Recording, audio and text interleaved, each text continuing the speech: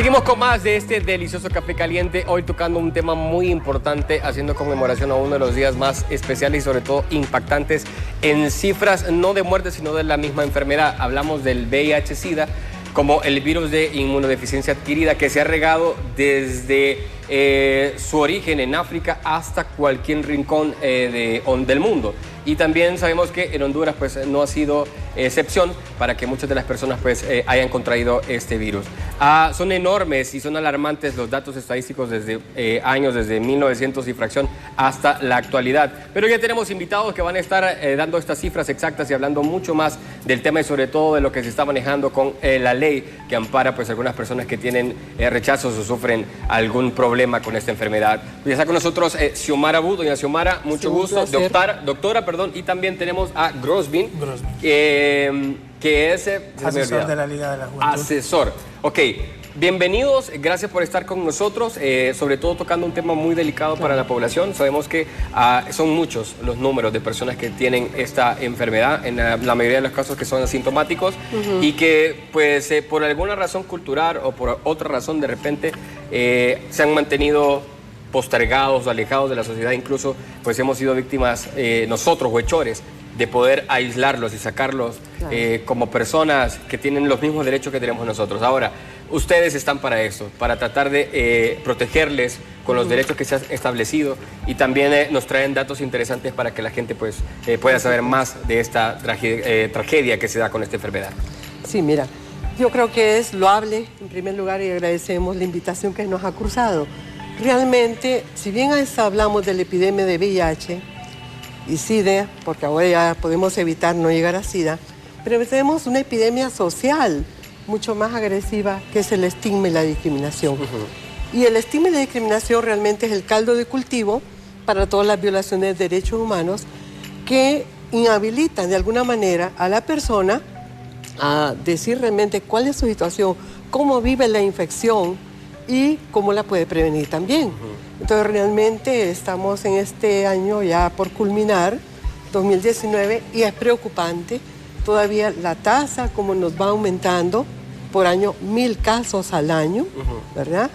Y uno de los agravantes para mí muy serio es la falta de educación integral en la sexualidad.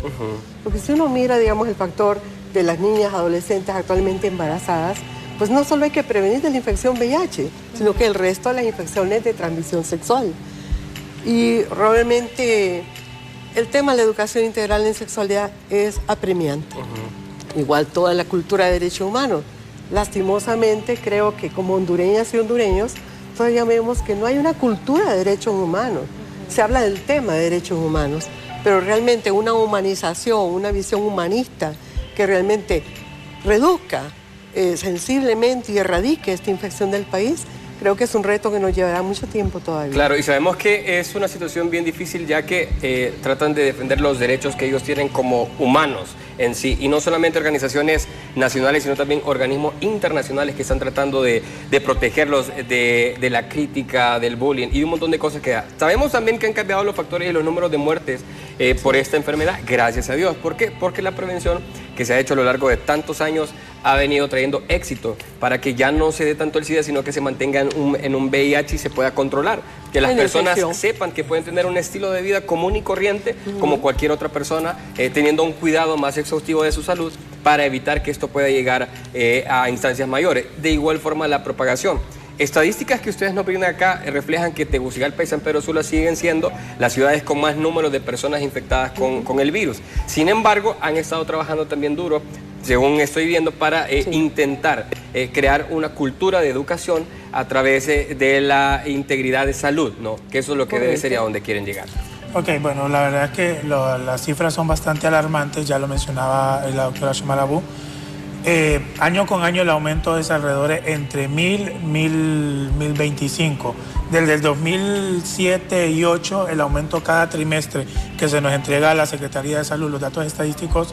En el 2007 el aumento era de 115, 120, 125 y así vino aumentando. En 2018 ya subimos a 200 por trimestre, 200, 215, 220.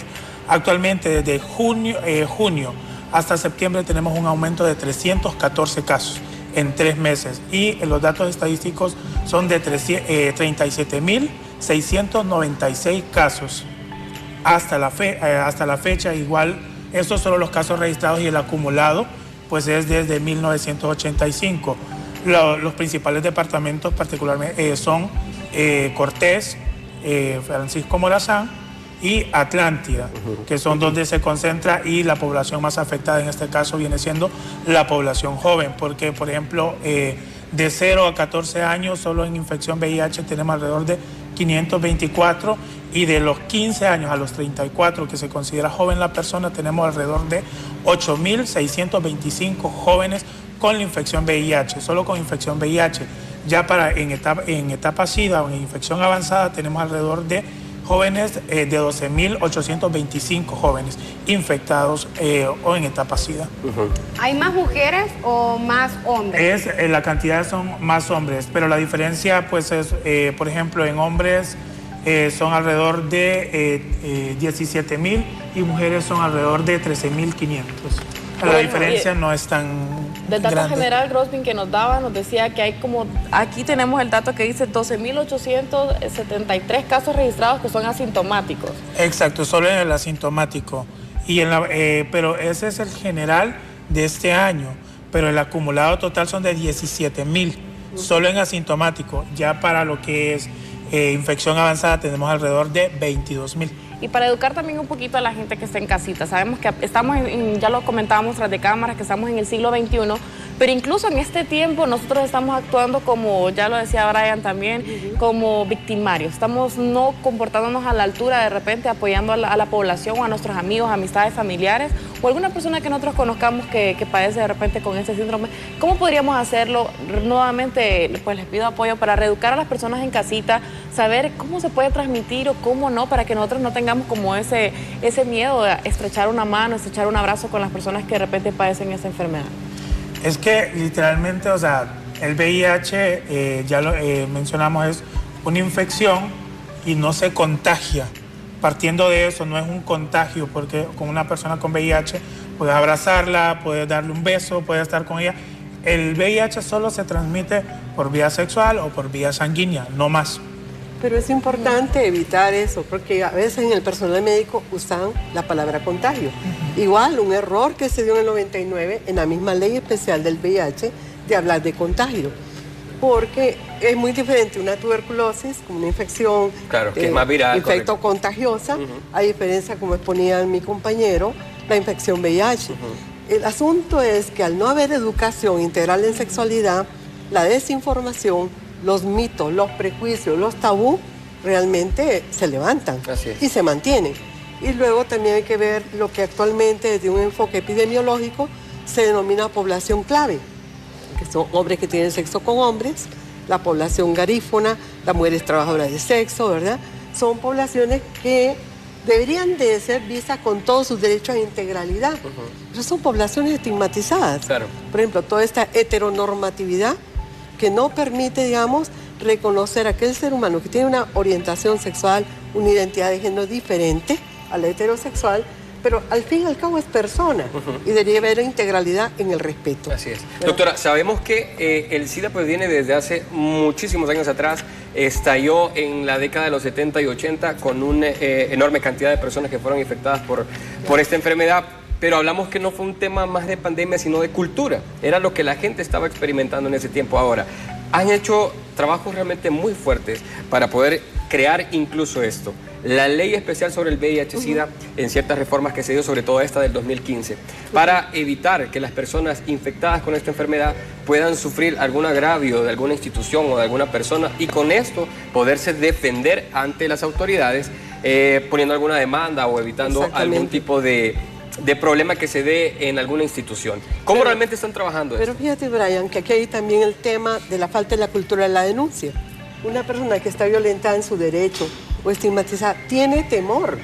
Igual, mucha persona que sabe su condición y que puede estar en una situación de haberse infectado, pero va a pedir trabajo, tiene toda su profesionalidad y le piden la prueba, una prueba que debe ser voluntaria, con consentimiento informado, y no de una manera escondida, y de pronto le dicen, mira, no te puedo dar empleo porque hay una reestructuración en empresa o en el lugar donde pide trabajo. Y ahí está contemplado en la ley, que menciona que el trabajador no está obligado a mencionar que padece de la enfermedad. Correcto. A menos que tuviera algún tipo de peligrosidad. Pero es bien complicado, ya lo estamos explicando anteriormente, que exista esto. Pero solo para recargar lo que la ley está, para que ustedes estén pues conscientes del tema, que no están obligados a informarlo. Y ya lo mencionaba la doctora, que en los trabajos lamentablemente piden hacer estas pruebas de sangre al trabajador, y de repente por la necesidad de trabajo uno ni pregunta exactamente a qué, lo dan un sobre selladito, no le dicen exactamente qué pruebas van, solo lo mandan directamente al laboratorio. Ya las empresas tienen su laboratorio específico con instrucciones, y eso es violatorio a la ley.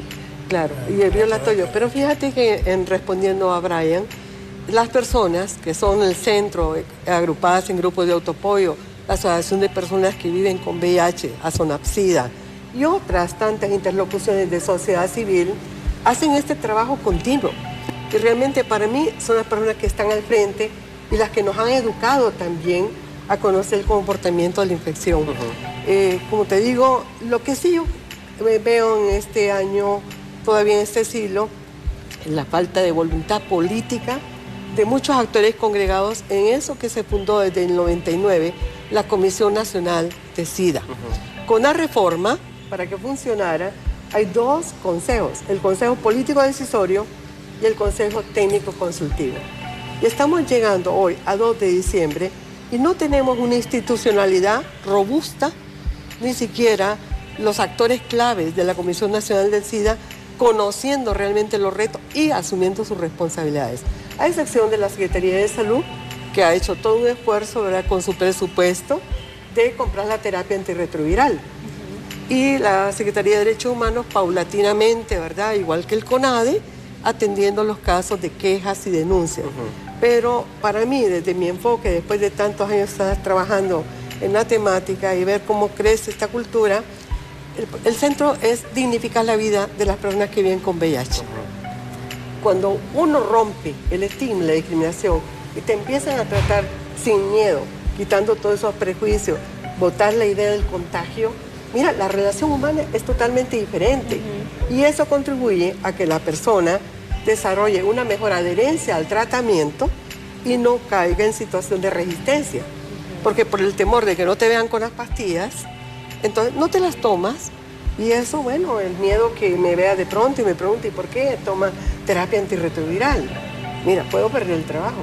Pero cuando cambiamos y deconstruimos todos esos mitos y tabú, realmente la respuesta puede tener una cohesión mucho más fortalecida. Tengo una consulta. ¿Tienen ustedes como Secretaría identificados los focos donde se registra mayor cantidad específica de personas con VIH? Lo menciono porque normalmente se da el tema de lo que usted mencionaba, de las etnias, de la cultura diferente, de la sexualidad o elección o la decisión de poder elegir. Para poder trabajar de forma más estrecha con estas personas, informándoles y sobre todo creo que iniciamos dignificando su vida por ellos mismos, claro, para que no sean automártires o ellos mismos no se presten para ser centro de bullying o que una persona venga y les quiera pasar encima de sus derechos. Entonces, ¿tienen ustedes identificado? Mira, hay diversas organizaciones de la diversidad sexual muy proactivas, Arcoíris, Colectivo Violeta, Kukulcán, en la zona norte, otras expresiones, pero como te digo, hay un grave problema en esto.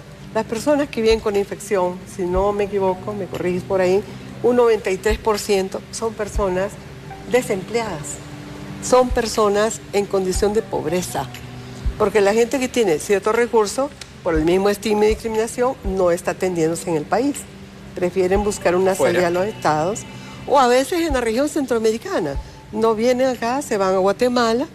Igual el circuito de San Pedro, vienen al centro acá, al Hospital Cardiopulmonar del Tórax o al Hospital Escuela, porque el dicho aquel que un pueblo chiquito, infierno grande, y entonces yo creo que esa forma de discriminar, de estigmatizar, para mí es más violenta que la infección VIH. Y agregando a ello los factores concomitantes, la violencia basada en género, el machismo, el patriarcado, que, oiga, miren los niveles de femicidio que se encuentran. No hay día que no se reporte la muerte de una mujer o de 3 mujeres. Situación de niñas que realmente cuando uno dice, pero la chica quedó embarazada. Pero un embarazo a los Del 10, aire. 11 años, disculpen, es violencia sexual, Sí. es abuso. Entonces, ¿qué está pasando? Tiene que haber una recuperación de la gobernabilidad en este país y de la gobernanza para que problemas sensibles que son humanos, salud, educación, dignidad del ser humano, realmente estén a la puesta del día y no de un modelo neoliberal que es totalmente deshumanizado. Así es. Sí. Doctora, ¿qué sucede bueno, cuando yo me doy cuenta de que tengo o que soy portadora de este virus y que estoy como, o sea, en qué momento, por qué me pasó a mí, caigo hasta en una posible depresión, porque me imagino que debe ser una noticia impactante, o sea, de repente usted piensa, me voy a morir, o ya no sé qué voy a hacer, o voy a infectar a todo el mundo, no sabemos, ¿verdad? No tenemos el conocimiento de lo que conlleva este virus y una vez que ya lo aceptamos, decimos, ok, voy a enfrentar, voy a ir al mundo, voy a seguir con mi vida, voy a seguir estudiando, voy a seguir en mi trabajo, pero ¿cómo la gente puede llegar a un lugar y saber que tiene el respaldo desde el momento en que usted llega a solicitar un empleo y que no le digan, o sea, aunque usted no sea portadora del virus, que no le digan, tenés que traerme aquí una prueba de que no estás infectado, de que no tenés algo, porque si yo sé que sí tengo, pues, o sea, que sí soy portadora del virus. Pero voy a darle la palabra al compañero Grosvin.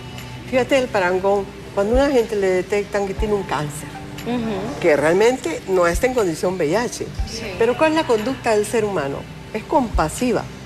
Esa persona nos esconde que tiene un lupus, que tiene una situación de Alzheimer y la familia, bueno, algunos casos todavía en problemas de enfermedades como epilepsia hay estigmatización. Pero aquí has tocado un tema vital y por eso ya le voy a dar la palabra a mi compañero, que es cómo romper con la autoestigmatización, ¿verdad? La culpabilidad. Porque, un momento, pero ahí volvemos a otra educación. Claro. Compañero, tal vez tú Es puedes. que, por ejemplo, Tito, lo que mencionaba la doctora, el hecho de que recibir la noticia no es cosa sencilla y es un proceso bastante largo, el proceso de aceptación para la persona. Luego de ello, el miedo a perder tu empleo, ya lo mencionaba, el 93% de nuestra población con VIH no tiene trabajo. Sumado a esto, la pobreza, sumado a esto, acabo de recibir un diagnóstico VIH y ¿qué voy a hacer? O cómo enfrentarlo. Y directamente, o sea, sí tenemos esa brecha grande porque te dicen, vas al SAI, te toca que te atiendan en este caso el médico, vas al psicólogo, pero el proceso de depresión viene después. El proceso de depresión es cuando comenzás mi familia, mis amigos, qué van a decir de mí, porque los términos para referirse a una persona con VIH no son nada agradables, comienzan a utilizarse términos y esto te comienza a asumir en un proceso de depresión bastante grande y enfrentarlo es difícil. Y lo primero es el hecho de poderte acercar a tu familia. Eso es lo primero, el hecho de saber hablar con tu familia. Y no ser juzgado también. Bueno, Exacto. imagínate las mujeres, las amas de casa, Exacto. que la infección llega a la casa. Ni quiera. Es decir, el reto de esta mujer, ¿verdad? Y volvemos ahí, es violencia basada en el machismo, los patrones del patriarcado, ¿verdad? Yo creo que todos esos temas de valores hay que reivindicarlos, pero no hay receta. Es un poco la educación que recibe en la casa, la internalización de los valores, el respeto a la otra, al otro. Porque, ¿con qué derecho juzgamos?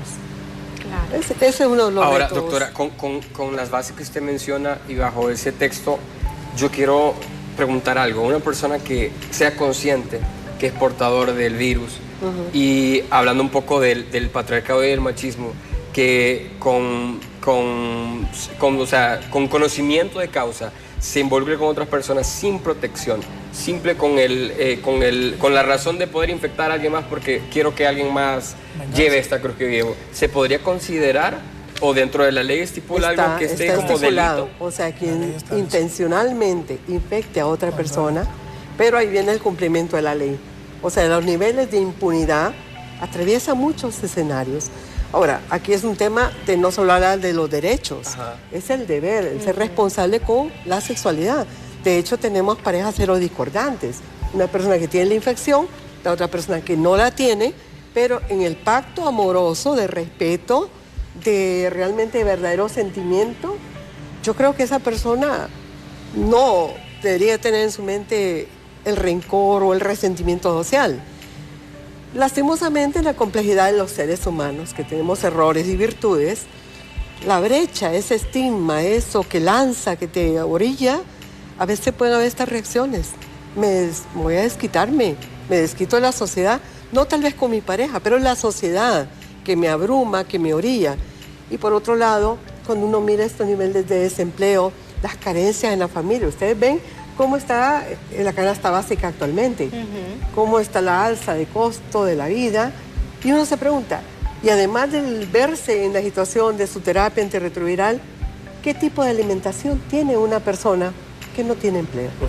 Y aún aquí, a un llamado también, se requieren políticas de sostenibilidad en el país para la respuesta. Esto no termina ahorita. Hay un reto al 2030 de erradicar la infección VIH en los objetivos del desarrollo sostenible. Pero si también la inversión que viene de la cooperación, que no va a ser eterna, no se canaliza debidamente para que este 93%, que es prácticamente para mí el ejército humano, quería estar en espacios televisivos, en espacios de colegios, en las escuelas, en la comunidad, como dice ahorita el Logan, ¿verdad? Que tenemos del 1 de diciembre, ¿verdad? En la respuesta a la comunidad, marca la diferencia. Pero ¿cómo va a marcar la diferencia si no tenemos una visión realmente humanista y solventar el principal derecho a la gran deuda, derechos económicos, sociales y culturales en el país? Entonces aquí es el reto de todas y de todos. Y Doctora, ustedes, bueno. Debería ahora, por ejemplo, yo recuerdo cuando estaba en la escuela, una vez que hicimos una exposición de las enfermedades de transmisión sexual, y me acuerdo clarito que dibujamos un pene, dibujamos una vagina y toda la cosa, y empezamos a explicar, niños explicándole a niños, y nosotros leyendo para poder exponer nuestro tema. En eso llegó un maestro de religión, Daniel se llamaba él, y fue un escándalo. Casi nos expulsan, casi perdemos el año porque estábamos en 6º grado, y que por qué habíamos escogido esos temas y por qué teníamos dibujado un pene en una cartulina, que no teníamos por qué hablar de estas cosas. En la actualidad hay padres que están ocupados, hay padres que trabajan, hay madres solteras, no hay información en casa de cuando nosotros iniciamos una vida sexual, no hay información en las escuelas, porque a la gente no le importa. Ahora los hipotes en primer curso ya tienen novio, y el que más novio tenga, mejor es. Y ahora con estos bailes, con todo lo que lo va incitando a la juventud a comenzar a temprana edad una vida sexual activa, creo que es más preocupante. Pero ¿cómo hacemos nosotros para poder decir, entonces, a dónde vamos a recibir la educación sexual? Si no es en casa, si no es en los colegios, donde los jóvenes pueden acudir y pueden decir, este es el momento en el que quiero iniciar o tengo que protegerme. Mira, has tocado otra vez el tema central, el derecho a la educación. Ahora, sí has tocado también un tema delicado, que son los fundamentalismos religiosos. Yo respeto la religiosidad, la espiritualidad, pero aquí hay espiritualidad que apuesta por la vida. Por ejemplo, las guías famosas de educación, cuidando mi salud y mi vida, eran dirigidas a maestros. Y a pesar de que estaba un pene o una vulva, óyame, empezaban a quitar las figuras. Yo digo, bueno, si el cuerpo es sagrado también, y el derecho al cuerpo y el derecho a decidir, yo creo que tanto un hombre o una mujer debe tener esa libertad. Porque en realidad nadie me va a decir mi destino a futuro, si peco o no peco. Es mi vida real en humanidad. Entonces, si esto se cumpliese, como dice el artículo de la educación, desde los jardines de niños, escuelas, institutos, colegios, universidades, pero también la escuela para padres y madres. Hay programas. Entonces yo creo que hay que empezar a desmitificar y apostar por una vida libre de prejuicios, y que este país, Honduras, diga, apostamos por la vida, no más muerte, no más femicidio, no más ITS, no más VIH. Pero creo que el Estado está jugando un rol fundamental. Doctora, ¿cómo podríamos entonces motivar a los padres de familia para que se involucren en estas causas? Porque hay muchos padres de familia que de repente nos están viendo y dicen, yo quiero que mi hijo esté educado. Yo también hablo con mi hijo, soy abierto, le comento cómo tienen que ser las cosas, pero me encantaría que no solo yo lo hiciera, sino que todos los niños en general tuvieran ese tipo de conocimiento. ¿Cómo entonces podríamos motivar a los padres a que se involucren a tener una educación sexual para sus hijos? Y sumado a esto, ¿cómo hablar sin tapujos? O sea, sí, en claro. serio, los papás no podemos decir, este es un pene, esta es una vagina, usted tiene... No, el pajarito, la cosita, y empezamos por eso. O sea, desde ahí estamos mal.